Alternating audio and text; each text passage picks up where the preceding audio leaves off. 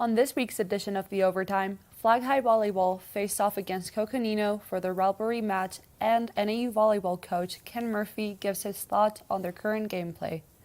Then, NAU football beats Sacramento State and takes on Montana next. Finally, we go outdoors to the Stagecoach Line Ultra Marathon and canoeing Marshall Lake. All that and more on this edition of The Overtime.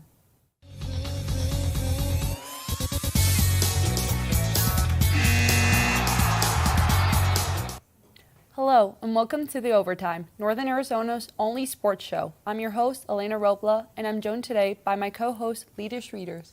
Thanks, Elena. I'm excited to be here. Let's get into it. The Coconino High School volleyball team traveled to their crosstown rivals' home court for a match Monday night against Flagstaff High. Sports reporter Reese Clark captured the game and all the emotions from each team. Preparation. One of the key pieces to the Flagstaff High School girls volleyball team. Head coach Beth Haglund recognized the rivalry against the Coconino High School Panthers and the emotions that came into place Monday night. It's a very emotional game, so on paper we should win. But when you get into a game like this, it's so emotional, a lot of crazy things happen. So we talked about keeping your emotions in check. Don't let the crowd influence you in the excitement of the game. Just get out there and do what you do best and play good volleyball, and you'll come out with a win. A win is exactly what the Eagles left the court with. The rivalry match ended 3-0, leaving the Eagles with a 21-1 record. Junior outside hitter Lillian Hartman set the tone for the Eagles' offense throughout the match.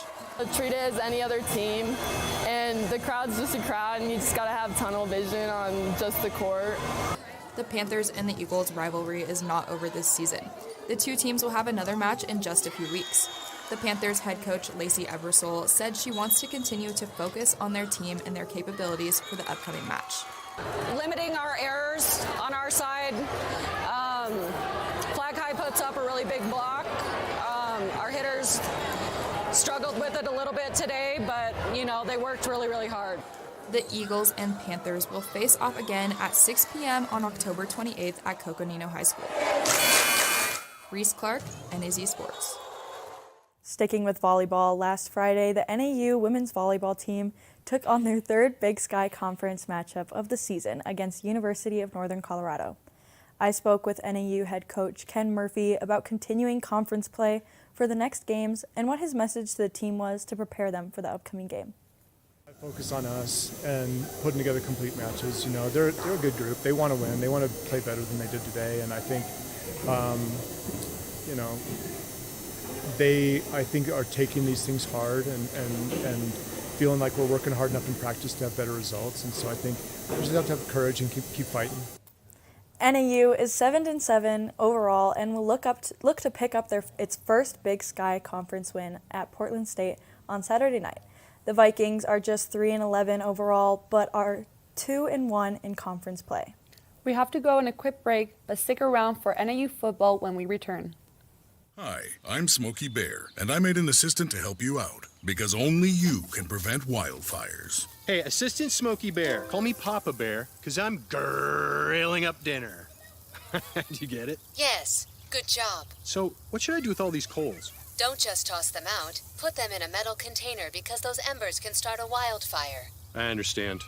The stakes are high. Ha, ha, ha, ha. See, Smokey thinks I'm funny. It appears these hot ashes are about to be dumped, which could possibly start a wildfire. How will Smokey deal with such a hot situation? The garden hose defense. Next, a thorough stir. Then, another spray. And finally, feeling if the ashes are cool. Oh, yeah. Ah, yes, the selfie. A ritual practiced so frequently with this tribe, but not so much by Smokey Bear. Only you can prevent wildfires. Hey, can you chop the pineapple? Chop the pineapple.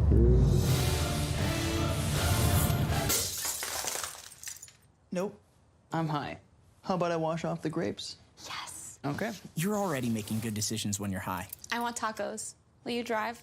I'm a little toasty.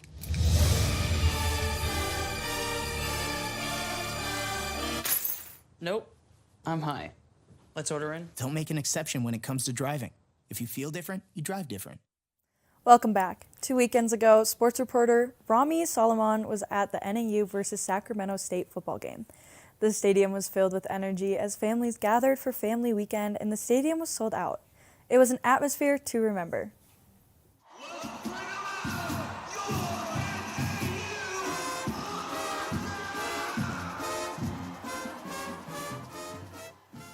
The NAU football team had a dominant showing on Saturday, taking down Sacramento State in a 34-16 victory.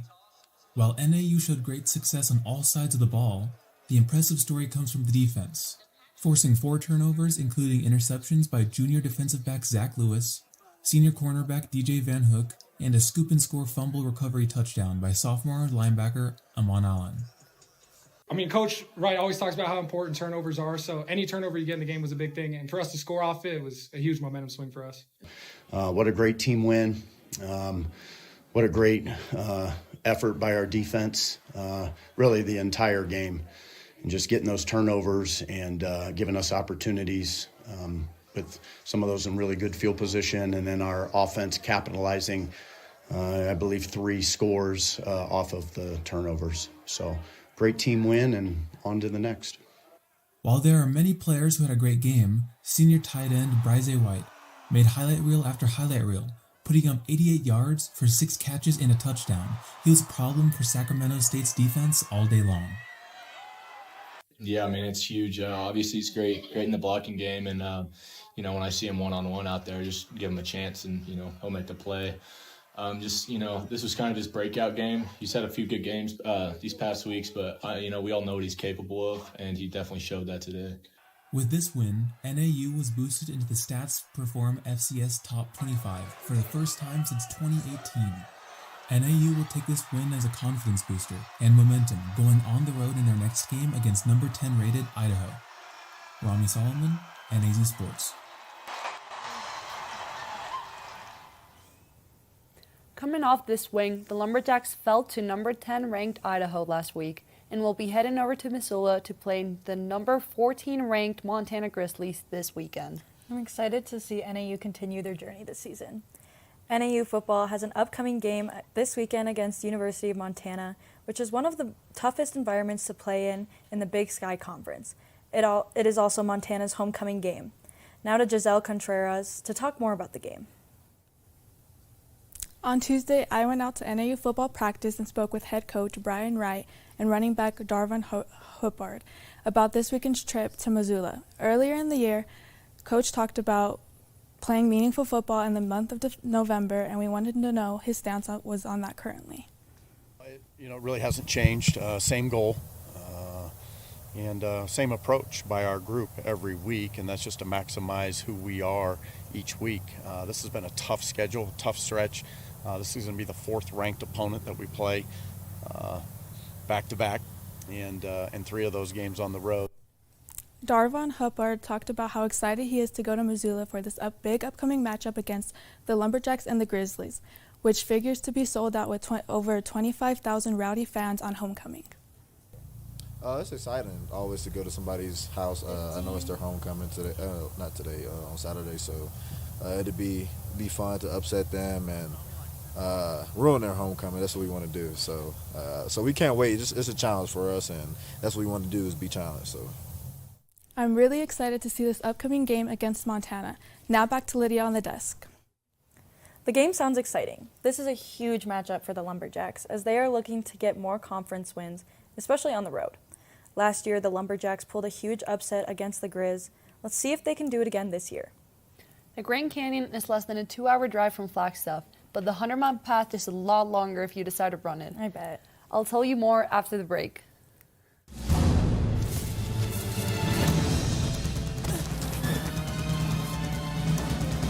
Even the mighty might not see it coming. It's prediabetes, and it captures 1 in 3 adults. But you can escape. Take the 1-minute prediabetes risk test to know where you stand and prevent or delay type 2 diabetes. Be your own hero on smartphones everywhere at doihaveprediabetes.org. How much difference can one vote make? Since 2023, more than 60 U.S. elections have been tied or won by just one vote. So this fall, your friend could be the tiebreaker. And that could make all the difference. People are more likely to vote when encouraged by a friend. So use your power to decide this election. Make sure you're good to vote and encourage your friends to make a voting plan at votevotevote.com. Multiple studies have shown that marijuana can slow both driver reaction and response time, which can be really dangerous. He's here. He's here. Wait. What? I can't drive. Why? My. Oh.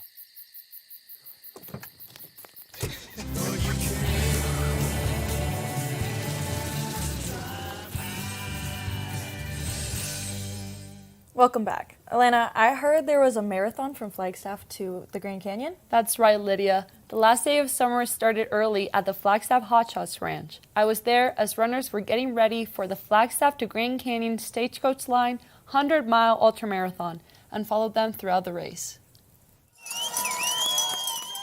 With the starting signal, runners took off, following the Arizona Trail all the way to Tucson. A lot of long trails like this don't allow it, and so this is a unique situation to be able to participate, put on a 100-mile event from Flagstaff to the Grand Canyon. The route traces ancient pathways walked by indigenous peoples for centuries. Today, it's a national recreation trail that goes from Mexico to Utah. These are ancestral lands, so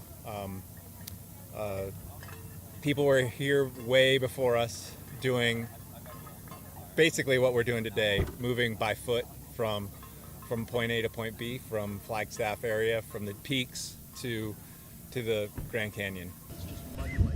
Although the weather posed some challenges early on, this year's race had a record 62 finishers.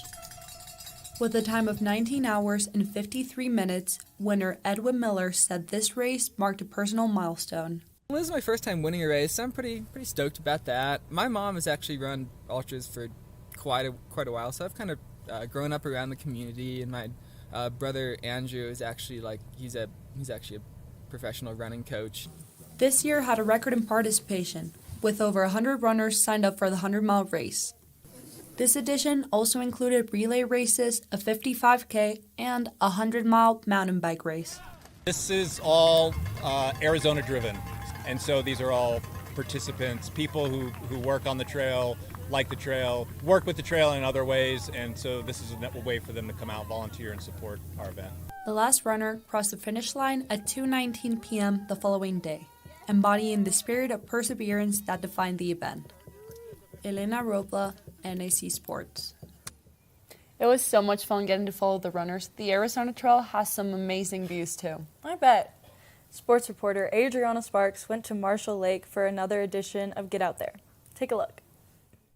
On this edition of Get Out There, we're taking a trip through Marshall Lake, a small, marshy wetland habitat just 12 miles southeast of Flagstaff, and the perfect spot for hiking, fishing, and boating.